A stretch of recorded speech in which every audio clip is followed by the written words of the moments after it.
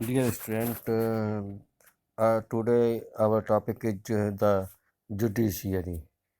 Let us return one final time to the story of the office memorandum that we started with. This time, let us not recall the story, but imagine how different the story could have been.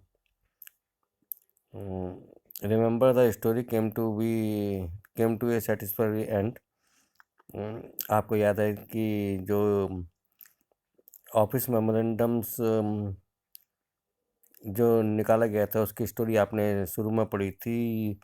इस समय हम उस को recall नहीं कर रहे हैं, but we are imagine हम ये इमेजिन कर रहे हैं कि how the different the story could have been, के किस तरह से अगर स्टोरी दूसरी होती।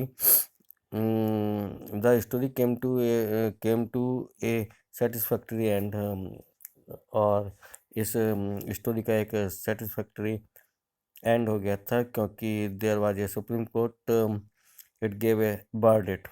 इसने एक वर्डिक्ट दिया था, एक डिसीजन दिया था, that was accepted by everyone, जिसको सबने एक्सेप्ट किया था।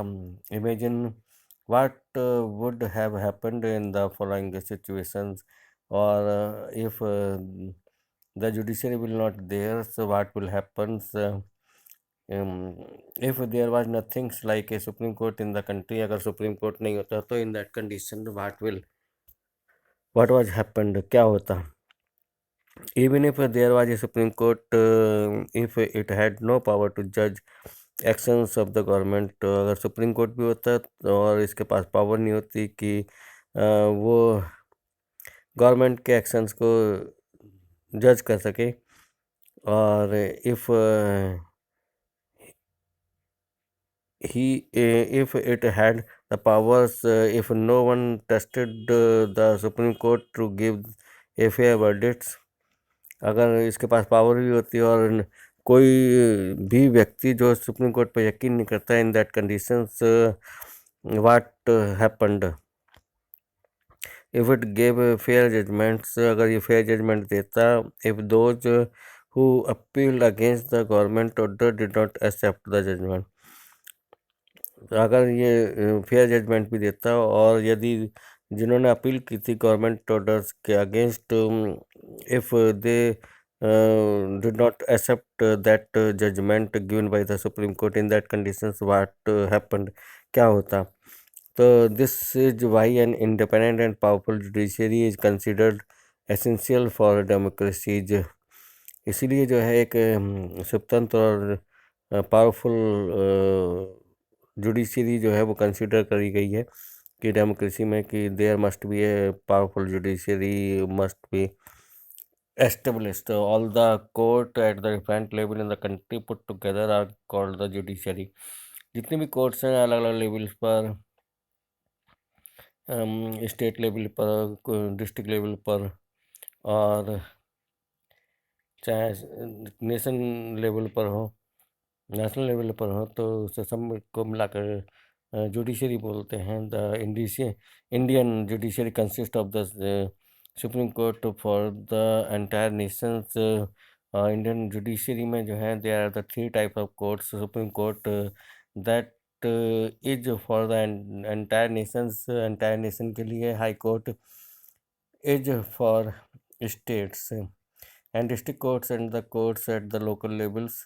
डिस्ट्रिक्ट कोर्ट्स जो है, और कोर्ट जो लोकल लेवल के लिए है।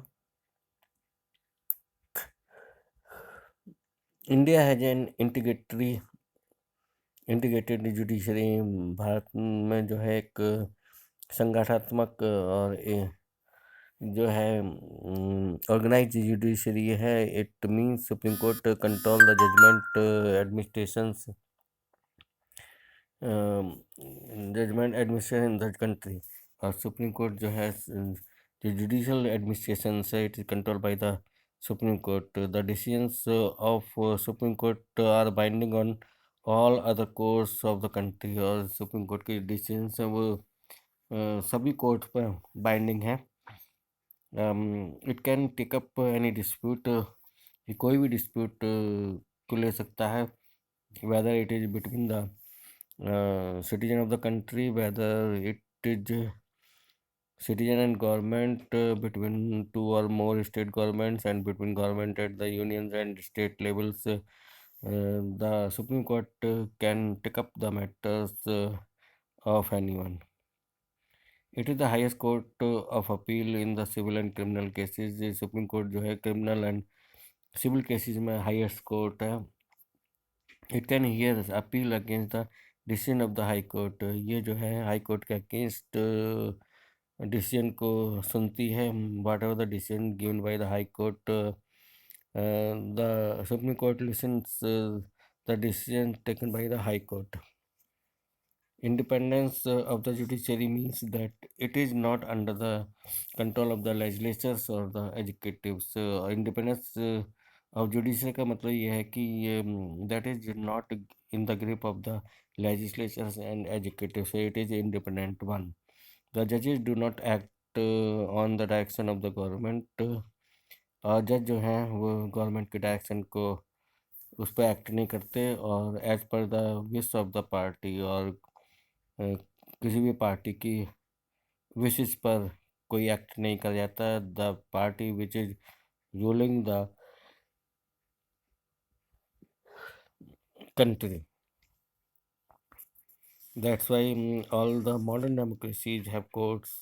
सभी मॉडर्न डेमोक्रेसी में कोर्ट्स होती हैं that are independent of the legislatures and the executives. जो एजुकेटिव्स एंड लेजिस्लेचर से इंडिपेंडेंट होती हैं. India has achieved this. भारत ने भी इसको प्राप्त किया है, अचीव्ड किया है. द जजेस of the supreme court and the high court are appointed by the president on the advice of the prime ministers and in consultation with the chief justice of India. और जो supreme court और high court के जज हैं they are appointed by the president. President के द्वारा appoint किए जाते हैं प्राइम मिनिस्टर और CJI की कंसल्टेशन पर. In practice, it now means that the senior judges of the Supreme Court select the new judges of the Supreme Court. इसका मतलब ये है कि जो सीनियर जजेस और सुप्रीम कोर्ट के हैं वो नए जज सुप्रीम कोर्ट के और हाई कोर्ट के चुनते हैं. There is very little scope for interference by the political educators. और बहुत कम स्कोप है, बहुत कम स्पेस है जो है कि जो पॉलिटिकल एजुकेटिव्स है वो इसको इंटरफियर करें. द सीनियर मोस्ट जजेस of the supreme court is usually appointed the chief justice. और जो सीनियर मोस्ट जजेस हैं सुप्रीम कोर्ट के generally they appoint the chief justice. Once a person is appointed as जज. और अगर कोई व्यक्ति जज के फॉर्म में अपॉइंट किया जाता है सुप्रीम कोर्ट का या हाई कोर्ट के अंदर, तो it is nearly impossible to remove him or her from that positions. और ये बहुत मुश्किल हो जाता है कि जो पर्सन्स अपॉइंट किया जाता है in the form of the जजेज, there is no possibility, nearly impossible to remove that judge from that positions. It is as difficult as removing the president of India. और ये उतना ही मुश्किल है कि जैसे भारत के प्रेसिडेंट को उसके पोस्ट से रिमूव करना. Impeachment motions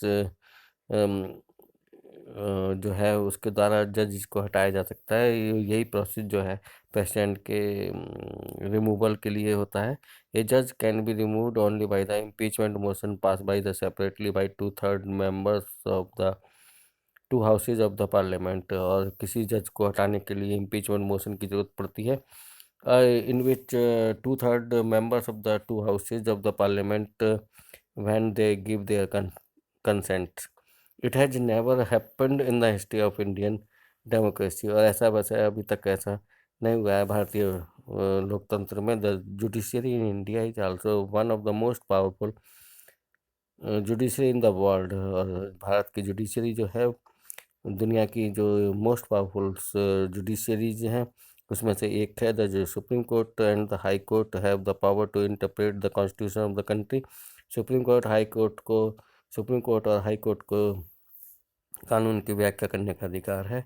they can declare invalid any law of the legislatures और the action of the executives whether at the union level or the state levels if they find such a law or action is against the constitutions। और वो किसी भी law को जो है invalid बता सकते हैं, चाहे वो लेजिस्लेचर्स का हो चाहे वो, और एजुकेटिव के एक्शंस को भी इलीगल बता सकते हैं यूनियन और स्टेट लेवल पर, अगर वो ये पाते हैं कि that law is against the constitution के अगेंस्ट है।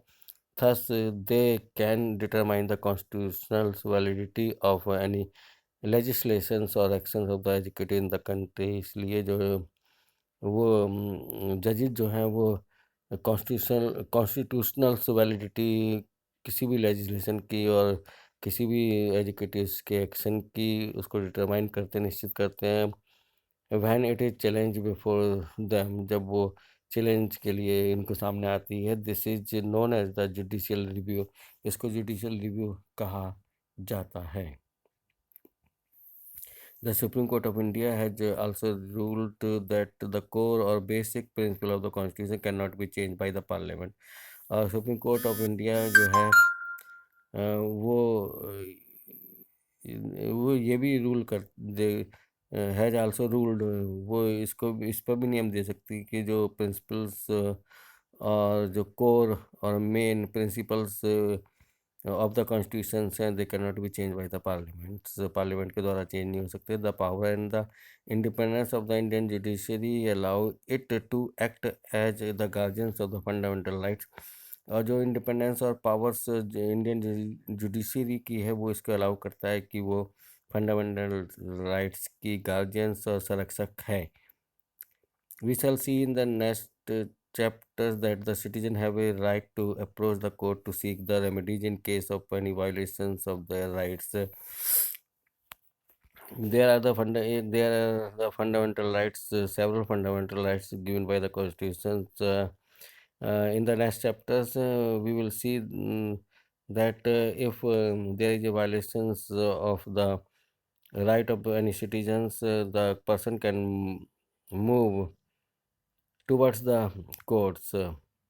In recent years, the court have given several judgment and action to protect public interest and human rights। और फिलहाल के सालों में ही कोर्ट ने कई ऐसे जजमेंट और डायरेक्शन दिए हैं, डायरेक्टिव्स दिए हैं जो पब्लिक इंटरेस्ट में है और ह्यूमन राइट्स के लिए हैं। Anyone can approach the court if public interest is hurt by actions of the government. और कोई भी व्यक्ति कोर्ट के लिए मूव कर सकता है अगर कोई भी एक्शंस गवर्नमेंट का जो है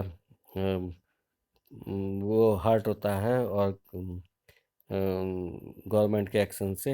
ये जो है इसको PIL बोलते हैं, public interest litigations. The court intervene to prevent the misuse of the government's power to make decision. अगर कोर्ट इसमें भी इंटरवेन करता है कि गवर्नमेंट्स पावर्स का किसी भी डिसीजन में मिसयूज ना किया जा सके। The judiciary check malpractice on the part of the public officials. Police supreme court जो है ये भी चेक करते हैं कि पब्लिक ऑफिशियल्स जो हैं अपने बिहाफ पे कोई मेल प्रैक्टिसेस ना करें। That's why the judiciary enjoy high levels of the confidence among the peoples. इसलिए जो है जुडिशरी का जुडिशरी का जो सम्मान है, जुडिशरी जो है जो कॉन्फिडेंस है लोगों का, वो जुडिशरी जो है वो high levels of confidence of the peoples is enjoyed by the judiciary. जो हाई लेवल ऑफ कॉन्फिडेंस है, विश्वास है लोगों का जुडिशरी के अंदर, उसको एंजॉय करती है